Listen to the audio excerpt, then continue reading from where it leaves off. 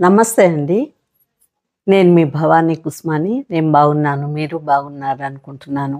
అందరం బాగుండాలని ఆ భగవంతుడిని వేడుకుంటూ, ఈరోజు కూడా కొన్ని విషయాలు చెప్పుకుందామండి. కొన్ని విషయాలు చెప్పుకుందాము అని మీ ముందుకొచ్చాను గదా! నా మొఖంలో బొట్లు చూసి మీరు ఏందమ్మా ఇన్ని బొట్లు పెట్టుకున్నారు అని అనుకుంటారేమో. ఒకటేమో ఎప్పుడూ నేను చందనం పెట్టుకుంటానండి నేను. తర్వాత విభూది అంటే శివుడికి బాబాకి ఇద్దరికి అని కదండి. మా పక్కనే శివాలయం ఉంది, నేను కొలిచేది బాబాని కాబట్టి నేను బాబా కోసంగా నేను విభూది పెట్టుకుంటాను. ఇక ఆంజనేయ స్వామి టెంపుల్ ఉంది కదండి, అక్కడికి కూడా పోతాను. అక్కడ ఆంజనేయ స్వామి కూడా ఉంటాడు. అక్కడ పూజారి గారు సింధూరం ఇస్తారు. ఆ సింధూరం ఇవన్నీ కలిపి ఇన్ని బొట్లు అయినాయండి. దేవుడు ఒక్క బొట్టు తీసుకుపోతే ఇన్ని బొట్లు దేవుడు ఇస్తున్నాడు మళ్ళా తిరిగి. అంటే దీన్ని బట్టి నేను అనుకున్నది ఏంటంటే, మనకు ఒక దారి మూసుకుపోతే ఇంకొక దారి తీసుంటాడు దేవుడు అని మీతో చెప్తున్నానండి. ఇది తమాషాగా కాదండి, నిజంగా వాస్తవం ఇది. ఏదైనా కూడాను మనం అయ్యో మనకి ఇది పోయిందే అది పోయిందే అని బాధపడుతూ కూర్చుంటే జీవితం జరగద్దా అండి? తర్వాత మనల్ని నమ్ముకున్న వాళ్ళని మనం గట్టెక్కించుకోవాలి కదా. మన పిల్లలు ఉన్నారు కదా. అందుకని మనం కొంతకాలం వరకే బాధపడగలం. తల్లి ఉండదు, తండ్రి ఉండడు, అన్నదమ్ములు ఉండరు, అక్కలు చెల్లెళ్ళు ఉండరు. ఇక ఎవరికి శాశ్వతం కాదండి. ఇక మనము చెప్పుకోవాల్సిన మాటలు ఏంటంటే కొన్ని పద్ధతుల గురించి. నేను ఈరోజు టెంపుల్కి పోయాను కదండి. టెంపుల్కి పోతే అక్కడ విషయాల గురించి కొన్ని చెప్తానండి. ఎందుకంటే మన పెద్దవాళ్ళు చెప్తున్నారు, మన ప్రవచనాలు చెప్పేవాళ్ళు అందరు చెప్తున్నారండి. ఎందుకంటే మనం ఎక్కడికి పోయినా మన కల్చర్ని మర్చిపోకూడదు. మన కల్చర్ అంటే మనం ఇప్పుడు పెళ్ళికి పోతాం కదండి. పెళ్ళికి పోయినప్పుడు ఎట్లాగా అక్కడ ఒక పద్ధతిగా చీర కట్టుకుంటాం. మన ఆంధ్ర వాళ్ళ గురించి నేను చెప్తున్నానండి. ఏ స్టేట్ అయినా కూడాను వాళ్ళ స్టేట్ని బట్టి వాళ్ళ కల్చర్ ఉంటుంది, వాళ్ళ డ్రెస్సింగ్ సెన్స్ ఉంటుంది. గుడి అన్నప్పుడు మనము ఏ స్టేట్ని బట్టి ఆ స్టేట్ కల్చర్ ఉంటుంది. ఇప్పుడు మేము ఉండేది కర్ణాటక అయినా కర్ణాటకలో కూడా శారీసేనండి కట్టుకుంటారు. కర్ణాటకలో కూడా శారీసే కట్టుకుంటారు. మన ఆంధ్రాలో కూడాను శారీసే కట్టుకుంటారు. కానీ గుడికి పోయేటప్పుడు మనం ఎలాగ పోవాలా? పెద్దవాళ్ళం అనుకోండి, మనం చీరతో పోతాం. అప్పుడు మనకిచ్చే గౌరవమే వేరు. మన వయసును బట్టి మనం ప్రవర్తించాలి. కానీ పిల్లలు ఇప్పట్లో ఎట్లున్నారంటే టెంపుల్కి వస్తారు, జీన్స్ ప్యాంట్ వేసుకొని వస్తారు. సరే జీన్స్ ప్యాంట్ పోని, ఇప్పుడు రకరకాల మోడల్స్ వస్తున్నాయి. ఈ నడుం దాకా ఫ్రాక్ లాగా ఉంటుందండి, చిన్నది. ఇప్పుడు పిల్లలకు కూడా వేయట్లేదు అనుకుంటాను నేను. ఆ కింద ప్యాంట్ ఒకటి ఇది వేసుకొని, ఈ ప్యాంట్కి ఈ ఫ్రాక్కి మధ్యన గ్యాప్ ఉంటుంది కదా. వీళ్ళు వంగి దేవుడికి దండం పెట్టుకోవడము. పక్కనే టెంపుల్ ఉంది కదండి, ఆ శివునికి మనము అభిషేకం మనమే చేసుకోవచ్చు, నవగ్రహ ప్రదక్షిణ చేసుకోవచ్చు, తర్వాత శనీశ్వరుడికి మనమే అభిషేకం చేసుకోవచ్చు. అంత ఫెసిలిటీస్ ఉంటాయండి ఇవన్నీ కూడా. ఇక ఆ నవగ్రహాలు చుట్టిన తర్వాత ఆంజనేయ స్వామిని స్మరించుకుంటాం కదండి. అక్కడ ఆంజనేయ స్వామి కూడా ఉంటాడు. నేను మీకు ఇంతకుముందు ఒకసారి వీడియోలో కూడా పెట్టున్నాను. అక్కడ టెంపుల్ గురించి మొత్తం వినాయకుడు ఉంటాడు, శివలింగం ఉంటుంది, శనీశ్వరుడు, నవగ్రహాలు, ఆంజనేయ స్వామి, ప్రతి ఒక్కరు ఉంటారండి. శివ కుటుంబం మొత్తం ఉంటుంది అక్కడ. ఇక అక్కడికి వస్తే ఈరోజు ఒక అమ్మాయి అయితే అభిషేకం మనమే చేసుకోమన్నారు కదా అని అలాంటి ఒక డ్రెస్ వేసుకొని వచ్చిందండి, గౌను. ఆ గౌన్ పైన గౌన్ వేసుకొని, అంటే నేను ఇలా వాళ్ళని అంటున్నానని కాదండి, ఒక్కరు కాకపోతే ఒక్కరైనా సరే మనం ఇంత పద్ధతిగా ఉండాలి అనుకుంటున్నాను. కానీ పోనీ వాళ్ళు ఏరే వాళ్ళే అనుకుందాం అనుకుంటే కూడాను కాదండి, మన ఆంధ్ర వాళ్ళే,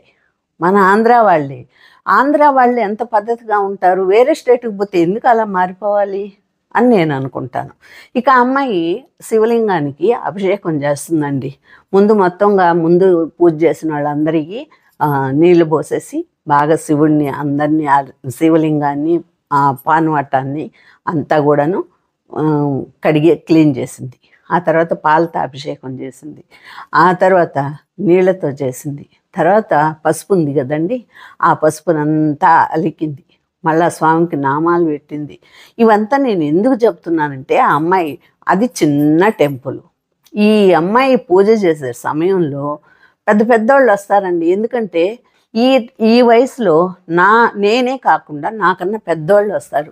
మగవాళ్ళు ఎక్కువ వాళ్ళకి ఇంట్లో ఏం తోచక ఈ బిడ్డల దగ్గర ఉంటారు కదండి సిటీస్లో, వాళ్ళు ఏం తోచక టెంపుల్కి వస్తారు. వచ్చి కాస్త దేవుణ్ణి స్మరించుకొని కాసేపు అక్కడ కూర్చొని ఆ స్వామిని ఏదో వాళ్ళ బాధలు చెప్పుకొని పోవడానికి వస్తారు. ఇక ఆ క్యూలో నేనైతే చూస్తూనే ఉన్నానండి. ఒక 4-5 మగవాళ్ళ దాకా, అంటే పెద్దవాళ్ళు వచ్చి నిలబడి ఉంటే, ఇక ఈ అమ్మాయి ఆ శివుడికి, శనీశ్వరుడికి, ఈ నందీశ్వరుడికి మధ్యన ఒక్క మనిషి పట్టే స్థలమే ఉంటుంది. ఆ స్థలంలో ఈ అమ్మాయి ఇవన్నీ చేస్తుంది. ఇక చేసి పండ్లు, మళ్ళా ఆ పండ్లు కూడా ఒక్కొక్క పండు తీసి ఆ శివలింగం చుట్టూ పెడుతుంది. మళ్ళీ ఒక్కొక్క పువ్వు తీసి శివలింగం చుట్టూ పెడుతుంది. ఇదంతా ప్రాసెస్ చేసే మధ్యలో ఈ డ్రెస్ మళ్ళీ సర్దుకుంటుంది. ఎందుకంటే ఇది పైకి వెళ్తుంది డ్రెస్సు, ఇది కిందకి సర్దుకుంటుంది.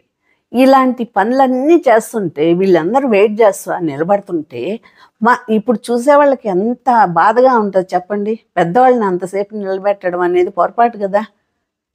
ఇప్పుడు 70-80 ఏళ్ళ వాళ్ళు అంటే ఇంతసేపు చూస్తుంటే విచిత్రంగా వాళ్ళు కూడా అనుకుంటారు కదా, ఏంటి పూజ అని. ఇది అతి కదా, అతి అనే నేను అనుకున్నా ఆ రోజైతే. అంటే ఆ రోజు అంటే ఇప్పుడు మీకు ఈ వీడియో వచ్చేటప్పటికి ఎప్పుడు పట్టద్దు నాకు తెలియదండి. ఇది అంటే నాకు ఎప్పుడు టైం దొరికితే అప్పుడు చేస్తానండి. ఎందుకంటే నాకు ఇంట్లో పని చేసుకోవాలి, మా పిల్లలు జాబ్కి పోతారు, ఇవన్నీ ఉంటాయి కాబట్టి నేను నా టైం దొరికినప్పుడు నేను టెంపుల్కి వెళ్తాను. నిద్ర లేవగానే పక్కనే టెంపుల్ కాబట్టి స్నానం చేసేయడము, టెంపుల్కి పోవడం. టెంపుల్ 10 లోపల మూసేస్తారు కాబట్టి ఈ టైం కూడాను చాలా వాల్యూ అండి ఆ టెంపుల్కి. ఎందుకంటే 10 లోపల కంప్లీట్ అయిపోవాలి మనకు పూజలు. ఎంతోమంది వస్తారు, ఎంతోమంది పోతారు. ఆ కొంచెం టైంలోనే ఇంతమంది ఒక్కొక్కరు 1-2 గంటల సేపు టైం తీసుకుంటే మనం ఎన్ని గంటల లోపల పూజలు చేసుకోవాలి ఎవరికి వాళ్ళు.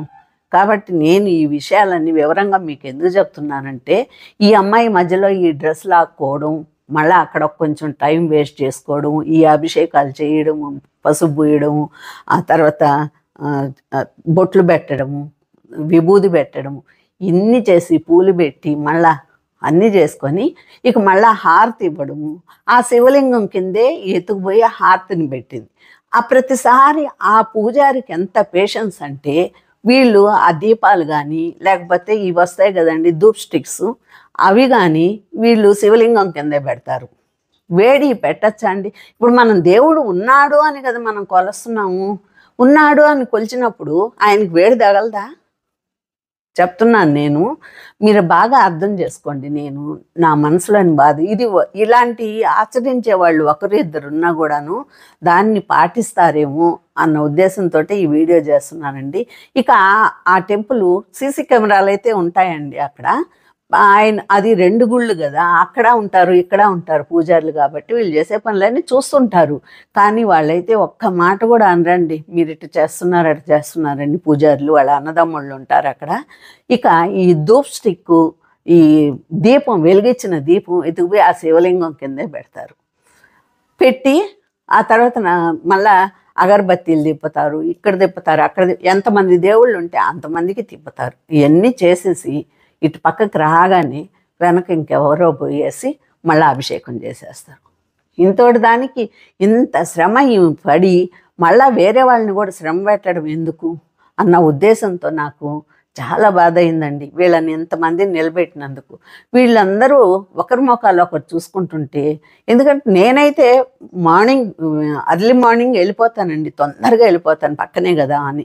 వేరే అపార్ట్మెంట్లో వాళ్ళంతా వెనక పక్క ఉంటాయి అపార్ట్మెంట్లు, మాకైతే పక్కనే కాబట్టి టెంపుల్. నేనైతే ముందే వెళ్ళిపోతాను, తర్వాత వచ్చి నేను నా పనులు నేను చేసుకోవాలి. పిల్లలు ఆఫీస్కి వెళ్తారు కాబట్టి నా పనులు నేను చేసుకోవాలి. నిద్ర లేవడమే, స్నానం చేయడం, గుడికి వెళ్ళిపోతాను. కాబట్టి నేను ఇవంతా చూస్తూ దీని గురించే నేను ఒక వీడియో చేయాలనుకొని చేస్తున్నానండి. దీంట్లో మీకు ఎవరికన్నా తప్పు అనిపిస్తే నాకు ఒక కామెంట్ పెట్టండి. ఎందుకంటే మనం ఏ పూజ చేసినా ఏమి చేసినా కూడాను ఒకరికి బాధ కలిగించకుండా చేయాలి. ఇప్పుడు ఇంత పూజ ఇదంతా నువ్వు ఇంట్లోనే చేసుకోవచ్చు కదా. మీ ఇంట్లో దేవుడి రూమ్ పెట్టుకొని, దేవుడి రూమ్ కాకపోయినా ఒక దేవుడిని పెట్టుకొని అంత పూజ దేవుడికి మనస్ఫూర్తిగా 1 గంట 2 గంటలు దేవుడి ముందే కూర్చొని చెయ్యొచ్చు కదా. టెంపుల్లో మాత్రమే ఎందుకు చెయ్యాలి అట్లాగా? ఇది మన కోసం చేసుకునే పూజ, 10 మంది చూడడానికి కాదు కదా అనే ఉద్దేశంతో నేను ఈ వీడియో చేస్తున్నాను. ఎవరైనా ఇలాంటి పనులు చేస్తుంటే చెయ్యొద్దండి, ఇతరులని బాధ పెట్టద్దు. ఇక అమ్మాయిలైతే ఇట్లా విరబోసుకొని తలస్నానం చేస్తారు, ఆ నీళ్ళు కూడా కారుతుంటాయి, ఇట్లా విరబోసుకొని వచ్చేస్తారండి టెంపుల్కి.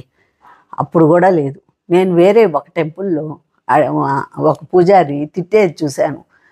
వెంట్రుకలు ముడేసుకో అని చెప్పని కన్నడలో అరిచారు వాళ్ళు. ఎందుకంటే ఆ టెంపుల్కి వచ్చినప్పుడు కానీ, శుభకార్యాలు చేసేటప్పుడు కానీ ఎప్పుడు కూడాను విరబోసుకోకూడదండి, అది అశుభం.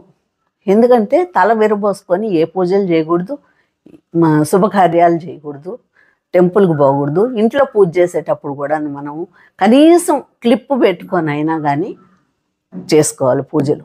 ఇవన్నీ ఎందుకు చెప్తున్నానంటే ఎవరికి మనం హాని కలిగించకుండా, బాధ పెట్టకుండా మనం చేసే పూజలు మనకి ఫలితాన్ని ఇస్తాయి కాబట్టి నేను ఈ విషయాన్ని చెప్తున్నాను. అట్లాగే వెంట్రుకలు విరబోసుకొని మటుకు పూజలు చెయ్యొద్దు, అసలు తిరగకూడదండి వెంట్రుకలు.